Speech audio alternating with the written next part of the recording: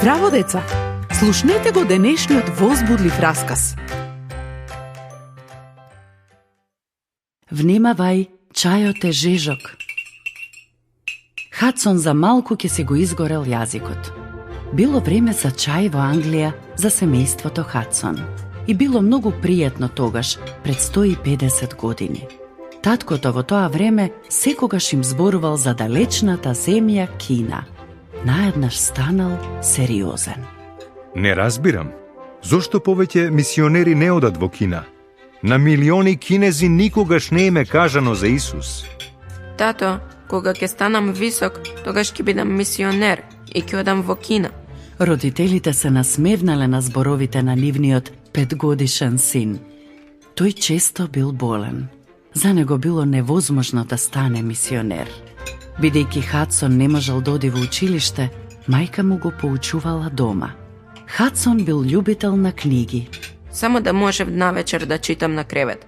Но не можев, бидејќи мама секогаш ја зема ламбата со неа. Ке морам да најдам неколку остатоци од свети. Таа вечер тајно ги наполнил џебовите на панталоните пред да каже добра ноќ и да влезе во неговата соба. Но многу жално. Еден од гостите на семејството го прегрнал и го седнал на скутот, а тој седел до отвореното огниште. На Хадсон му станало многу топло, а и на парчињата од свеки. Минутите му изгледале како часови. Хадсон, сега е време да легнеш в кревет. Добра ноќ. Набрзо потоа мајка му го нашла во собата со џебови залепени со восок.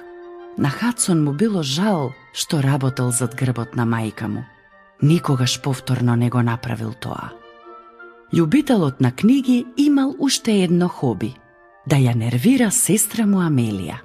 Но поголемиот дел од времето тие биле неразделни и заедно наблюдувале бубачки и птици. Кога Хадсон имал 13 години, ги почнал студиите по фармација. Правел големи планови за еднината. Но тогаш еден празник му го сменил целиот живот.